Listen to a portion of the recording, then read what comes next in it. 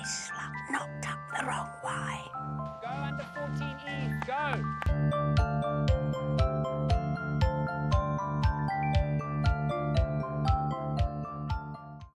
Let's tackle the inescapable question first. John, you've already kind of tackled this online, but you've turned a book that people love into a movie, and the inevitable thing is that people are going to get upset. This changed, this happened. What do you have to say to them? Well, I don't want them to get upset, because I think they've got to understand that in adapting a book to a film, there's a huge amount of processes that have to happen, and I think what they've got to bear in mind is that everybody involved in this film loved Spud and wanted to try and create the best movie we could. And yes, whilst your favourite bit about Wombat in Namibia might not be in the movie, there are going to be plenty other wonderful things to enjoy in the movie. Also, I think people shouldn't get too caught up in how they saw the character in their mind's eye, because when you audition and you've got 100 Rambos or 100 Spuds or 100 Geckos out there, and not one of them looks like the one in your imagination, yes, you don't just cancel the film. You cast one that's going to bring the most to the role, and quite often it's the person brings more than you thought they were going to bring. So I think those are the hang-ups people might have going into it. But I think the film is good enough that after the first few minutes, that those thoughts are going to go out of their mind, and they're going to sit there and they're going to enjoy it for what it is. And I think the key element is that Spud, Troye Sivan, is exceptional. He's not just good, amazing. He's exceptional. So, you know, and the movie is about him. He carries the film. His scenes with John Cleese is wonderful as well. So you've got two really strong leads who really drive the movie forward. And I think the only critique people could have is that they didn't get enough of the characters they find their favourites in the book, but that's the reality of the medium. You only have 1.5 hours. And you have 100 minutes to tell the story, and it's. I think there was really good decisions made by the production team and Don Marsh, who wrote the screenplay, in that it's not to just include funny moments from the book for the sake of it. If it doesn't drive the action forward, doesn't drive Spud's story forward, then there's no point in having it.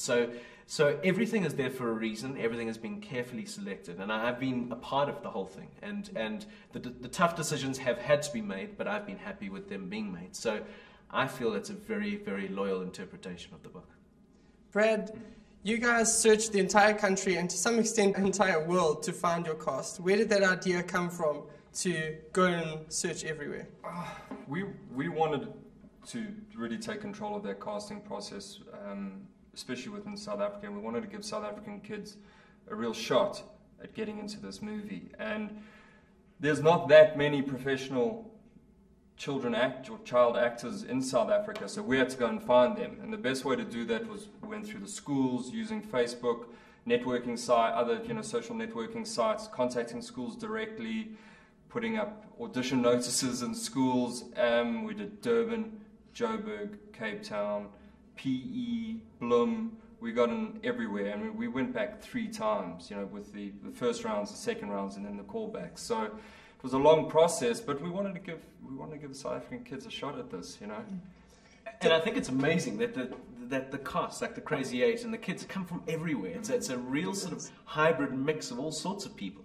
And I think that adds a real value to it. It's not just like everybody's from Joburg or everyone's from Cape Town and everyone's done TV. You've got kids here who are quite often cast because they just were those characters at the audition, as opposed to going, I'm a brilliant actor and I can do this and do that. You suddenly see a Mad Dog because the guy's going off his face at the audition. You go, that is the guy, that is Mad Dog, and same with any of the other characters. So it was great. And I mean, Brad led that charge around the country where he was going from place to place and then sending us these discs, and we were all looking at these discs and then having big arguments about who we thought was our favorite. But it was a fascinating process, going from getting thousands of kids and getting down to your Crazy Eight and your key cast. Mermaids. You were both in the callbacks, and from there on, I don't know how involved you were in the final selection, John. We all were. It was John, Ross, Donovan, and myself. We actually did it at my house. Like a sort of jury, a 4-man jury, and we seek to sort of find agreement. And sometimes there was real disagreement, but I think those are also healthy, because it would be, okay, so Brad and I agree here, and Ross and Don like this guy, and then we both argue our case. drink more whiskey, make them drink more wine, and then we eventually come to an agreement. But, late into the night. But then some of those meetings, we break and then we come back the next day. So it was a real sort of like a jury, trying to work it out. But in the end, you just watch these clips over and over and over and wait for something to jump out from somebody. Yeah, And, like with Gecko, Jamie Royal, we actually didn't like his callbacks. We watched his first audition tapes again, and that's when we were, Yes. so you just got to be very open to that process, and it's good to debate these things. I think if it was too easy, we may not have Yes. done as well as we think we've done with the casting. Yeah. There must have been a lot of funny auditions though, people that couldn't act to save their life. Oh my So God. give me one example, give me one good example of one of those. you were there for the whole thing, mate. Well, we got attacked a lot by like teenage girls because when they were reading for like Mermaid or not so much Amanda, more the mermaid role. Johnny was privy to one of those attacks. Because the kind of the sides that we had given them was one of the kind of the scenes in the movie, which I actually didn't make it into the movie in the end. Yes. But she's quite forceful with Spud. And Brad got me to read Spud, and she's going, "I love you, Johnny, I love you," and then She just launched. She just launched at me, ran towards my desk, and almost left over. And Brad had to stop her and send her back to. I mean, Also with the Christine, we had a few of those as well. The Christine auditions, there were a couple of those. I stopped going to auditions. Those are quite humorous. I'm a 37-year-old dad of a 10-year-old daughter, and like it's an audition, girls. Yeah. Stand where you are. The camera can't Put your see clothes back you. on. No, not that bad. But that was rather insane. We had one gentleman that sang. Yes. And he was in full makeup, and he did kind of a drag routine, which I couldn't quite place with any of the characters in the movie, but it was entertaining. I thought I'd almost forgotten that, but now you've Do you remember that? That's embedded in my memory. John, you and Ross you've written a book. It's coming out today. Today, that's right. So where did the idea come from that, now let's write a book about the movie? Well, it was about a year and a half ago that I got this idea of that this journey is really. It was about when John Cleese signed on, and I think that was the moment. Even though the financing wasn't done and it wasn't fully cast yet, but that was the moment where it looked like, and I look back now, that was the point of no return. Because once Cleese happened, momentum was really on our side, and I suddenly thought there's a story to be told here. Because how often do films get made in South Africa from a hit book?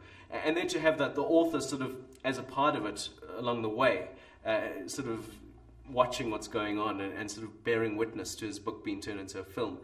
And I think Ross is very much sort of along those lines of thinking with me, and I felt that what Ross could bring is obviously the filmic side to it. He could bring the nuts and bolts of what was going on, so that it wasn't just an author's view of film. You've got somebody also saying how the nitty-gritty was achieved. So I think it's a great book for Spud fans, a great book for anybody who enjoys film or wants to know how they could make a film in South Africa and what we went through. And there are also some really funny stories that happened along the way that needed to be written. I mean, seriously did. I mean, we had such a great search looking for. We got to John Cleese eventually, but along the way, I mean, we fell over so many hurdles trying to get an international star along the way. I mean, there's just so many funny ideas, funny things that happened along the way that needed to be told. And then being on set, obviously, it was great. There was, just being a sort of bearing witness to that set and being in Michael House. It was a potent time. We all had such a good time, as well as the stress and the sort of the work that had to be done. But it was a time I think we're all going to look back and remember very fondly as 6 weeks living up there in the Midlands. And yeah, so it sort of grew. And then once the filming finished, that was quite nice because I had the distance then from the process, and Ross and I started to write, and we've now got a book full of pictures and interesting sort of anecdotes for Spud fans. So hopefully that does work. Brad, there's been a lot of excitement, especially on Facebook, where people consistently ask, when is the international release coming? Where do we stand with that?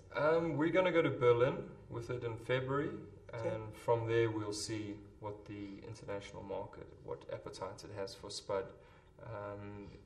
You've got to dominate your primary market, which is South Africa first, especially in the current kind of buyer's climate that exists with film at the moment. So that's the game plan. South Africa first, and then Berlin in February, and we'll see where that takes us. Okay. We're confident though. And lastly, I know it's premature at the moment, but if the movie does well, are we looking at a Spud 2? Are we looking at a Spud 3? Yes, we are. We are definitely. Fantastic. Thank you so much for your time.